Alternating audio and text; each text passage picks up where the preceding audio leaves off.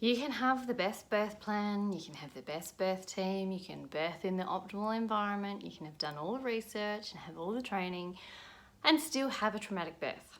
It's happened to me twice, despite being a psychologist, despite being a childbirth educator, doing all the hypnobirthing and hiring a doula, having an awesome birth plan, all of that. It's happened to me twice. So what I want to do in this video is give you 4 tips that I have deduced after thinking about this for thousands and thousands and thousands of hours. What's something I can teach you that translates into an actual skill in case you're in a situation and birth is going not the way you want it to go. There is no like magic formula. These are just the things that helped me. So I kind of put them into the acronym of FINE, so F-I-N-E. The first one is being future focused. So being able to put yourself in a position where you're saying, there's hope.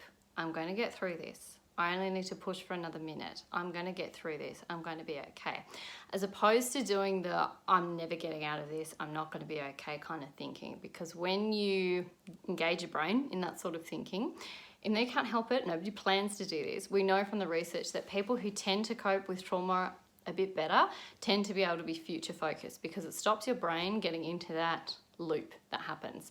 Remember, your brain doesn't really know the difference between what's real and what's imagined. So even when the trauma has passed, your brain is still going to fire out messages of like, am I safe? Am I safe? Am I safe? So in the moment, in any traumatic moment, if you are able to be future focused and say, I'm going to get through this, that is going to help. The next thing is being able to integrate your story. So by that, I mean your brain likes to put things into a narrative.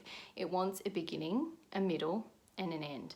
It doesn't mean you need to remember every single sequential little detail of your birth, but if you can put it into some sort of a story with a beginning, a middle, and an end that makes sense to you, it's going to help your brain go, okay, I can stop thinking about that quite so much and put it to bed because I now have a story that makes sense. So that means going and asking questions if you need to ask questions, maybe putting a birth story together, so writing out your birth story, going in, doing a birth debrief, talking to someone about it, putting things in a timeline, so putting a timestamp on this is roughly what happened at this time and this is roughly what happened at this time, just to kind of put it all in and integrate it in a way that makes sense.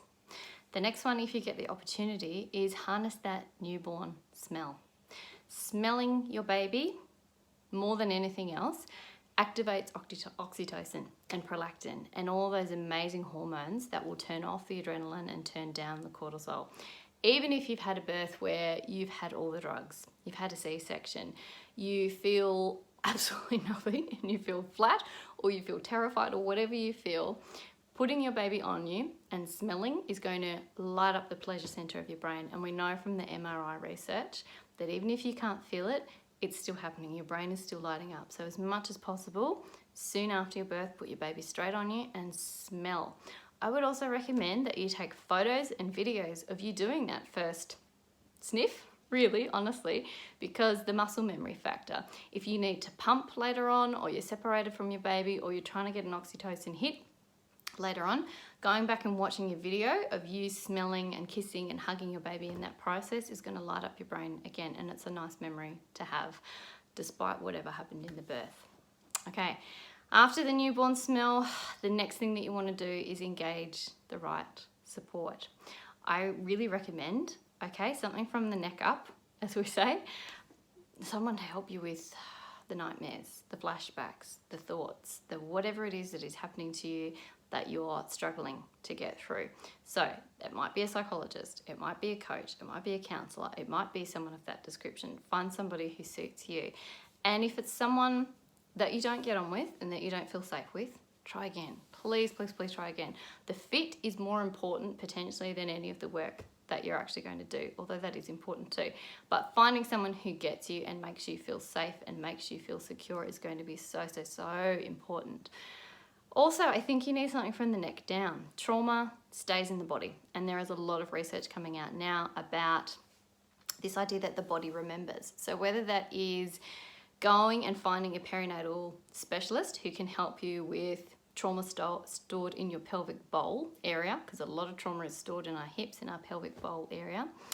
Massage, whether it's a yoga practice, doing like some sort of something with your body to release any tension and trauma that is stored there is going to be so important, because the flashbacks, the nightmares, the thinking about it when you don't want to think about it might leave, but the actual trauma, and like birth is such a physical process, isn't it? So think about potentially if you've got pains and niggles, to go and get them checked out and really seek out that support.